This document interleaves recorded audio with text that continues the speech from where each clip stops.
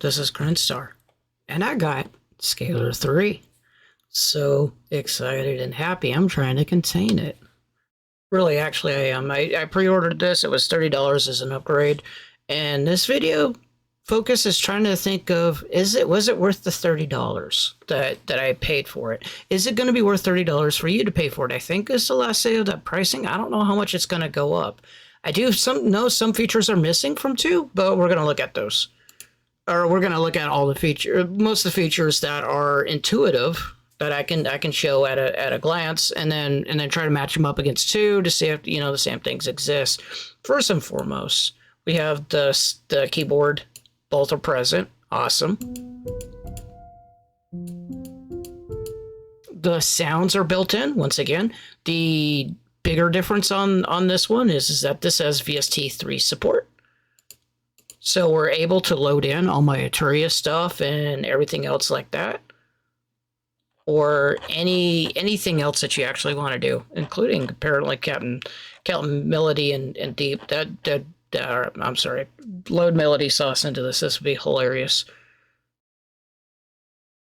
But realistically, you can get a whole lot of sounds. This is great for DAWs that don't support the MIDI through, and so it stops. The buck stops here, as they say, and basically the sound will get out to something in, like, say, Reason. So this is a godsend for people that love Scalar and Reason.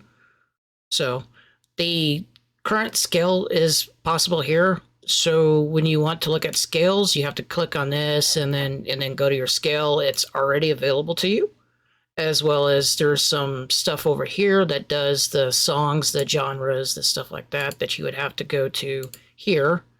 And basically they've kind of put it as a compacted for a screen, so kind of really good on that one. Moods, users, favorites. So you got a whole bunch of stuff. So if we want to go genres, we got alternative 3. You got your stuff up here again. Alternative 3. So same type of format that goes on here. You got your current scale of what scale that you're doing. This is E-Mixolydian here. And then basically here are the chords. The stuff in gray is the stuff that's not in scaled. And basically the stuff in gray is not the stuff in scale. So it kind of does a whole bunch of stuff like that. There's a whole bunch of little things down here like guitar and keyboard. Like if you wanted to do it on your guitar, I'll show you where it is, which is also really cool. This one has the same thing here. Guitar. You do the guitar chords. You got your swing that you can put in. You got your key locks. You got your voice. You got your semitones. These little things over here allow me to bind it to the keyboard. So if I drag in this, it binds it to the keyboard, turns this thing orange, and now I can play the chord with one key. That is probably a lot of tools. Basically, a lot of tools sold the premise on just doing this to me. You can do the same thing with this and this.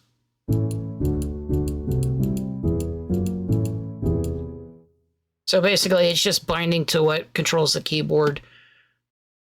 And you have presets up here, which I don't think the Scalar 2 originally did presets. So that's something new. And presets is something colossal. It takes a bit of time to load.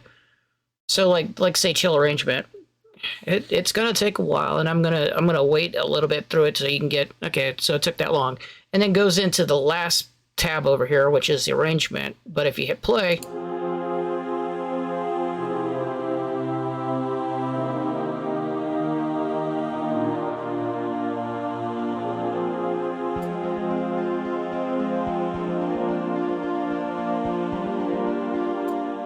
pretty cool stuff. This has nothing close to it. It does have performances.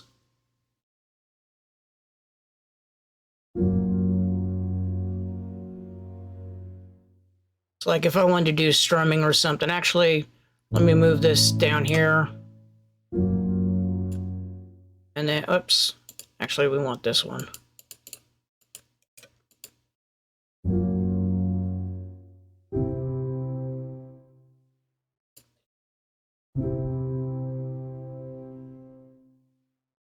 I think think you have to actually do your keyboard for it to...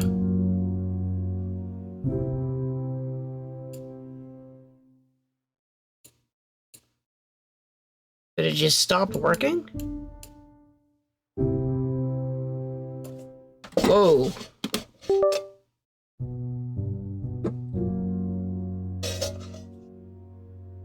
Oh, I'm strumming, so let me do an arpeggiator.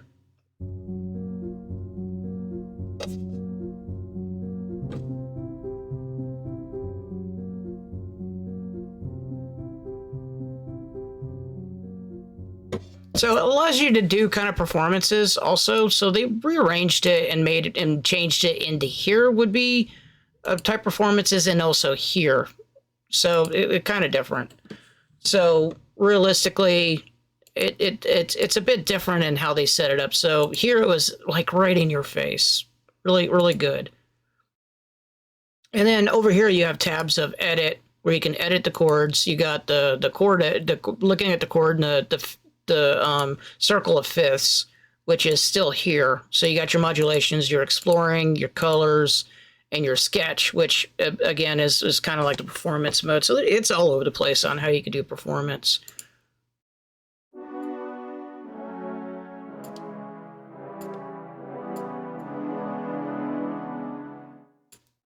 And then your modulations, and then exploring.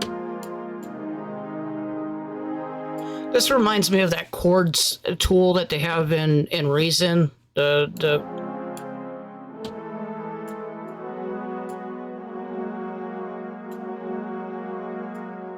course, you can drag and drop on it. So this thing is brand new, so that's kind of cool.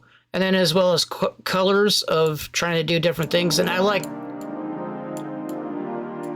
do like this over, if I remember right, you had to do it like voicings. You got voicings over here and variations and then triads. So they kind of moved that over here too. And then of course the different progressions. So you have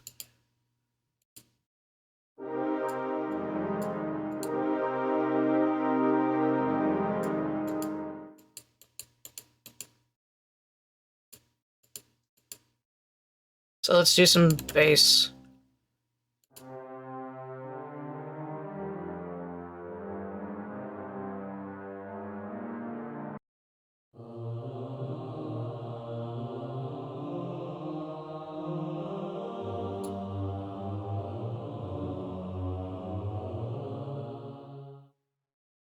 Pretty cool, pretty cool. If you watch the videos that they have out, you get all this stuff shouldn't be new to you.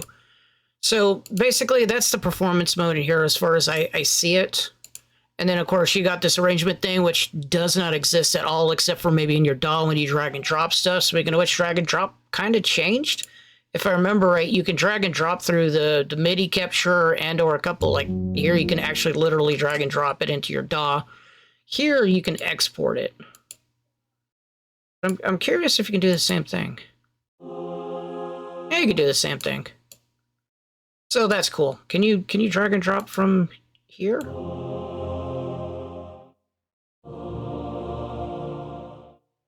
It doesn't look like... Oh, that's because I'm drag and dropping motion. So yeah, it would be the house thing, right? Oh, it does. Look at that. Oh, that's pretty cool.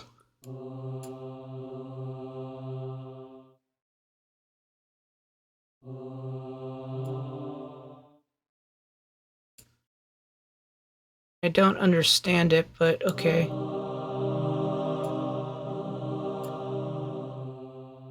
So that gives that one.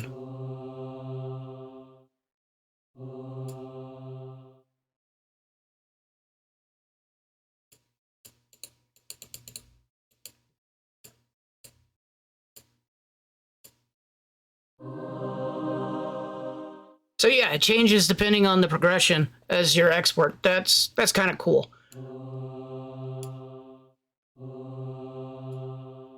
Yeah, okay. So you can drag and drop this stuff into your DAW, and then the DAW can work on there.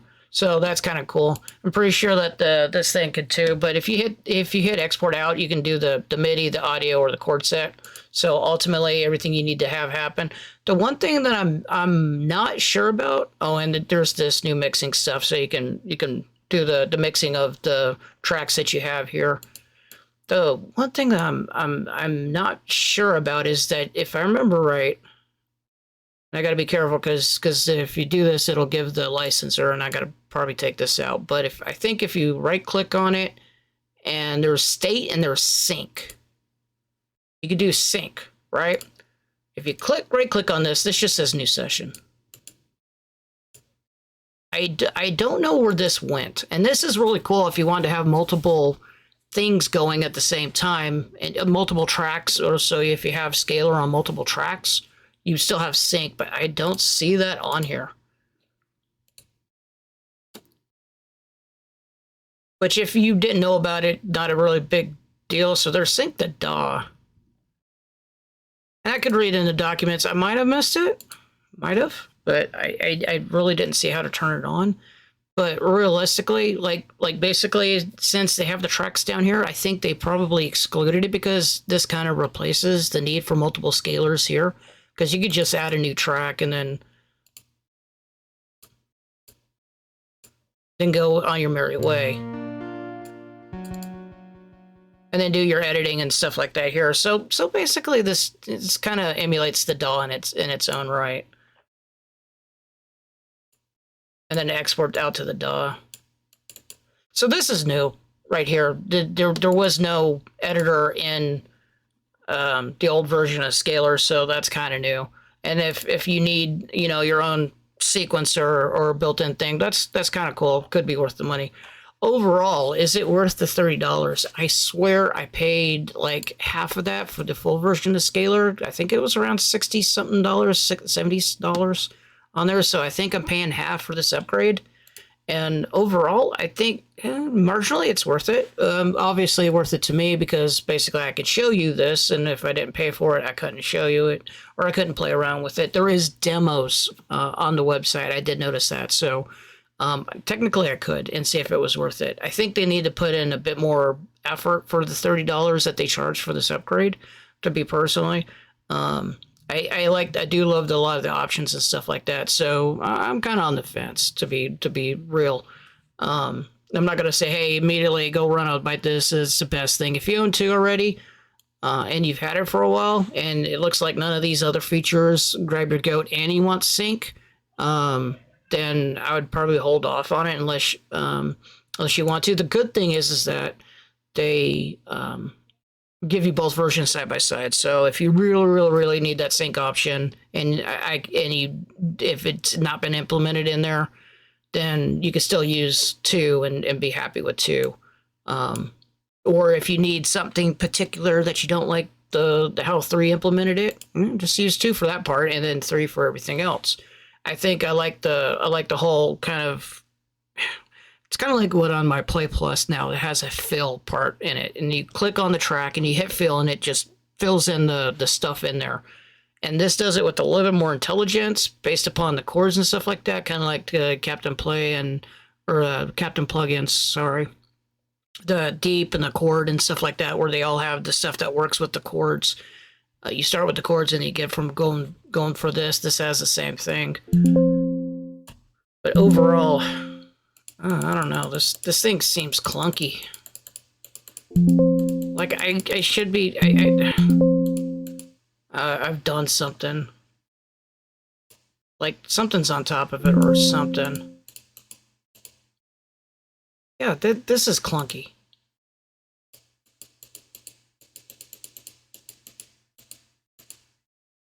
Like it's slow, and I don't know what I'm doing.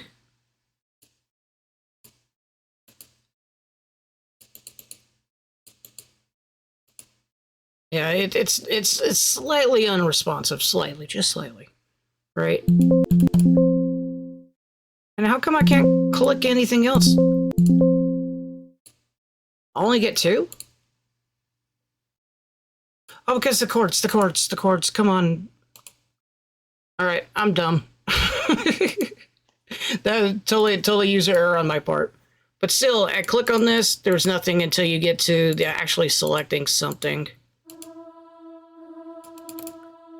And then that's, I don't know, if anybody else has this and plays around with it, let me know what your thoughts are on this. I think it works, but I just feel the interface is kind of needs to be worked on it just a tad bit for in terms of speed and just overall user functionality. I think it's great for a first version of, obviously.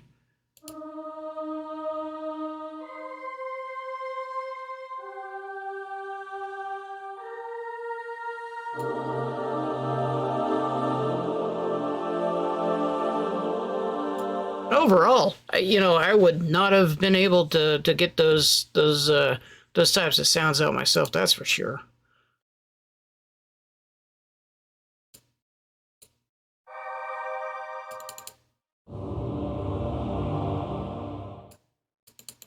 That one's a little bit better. That one's a lot better.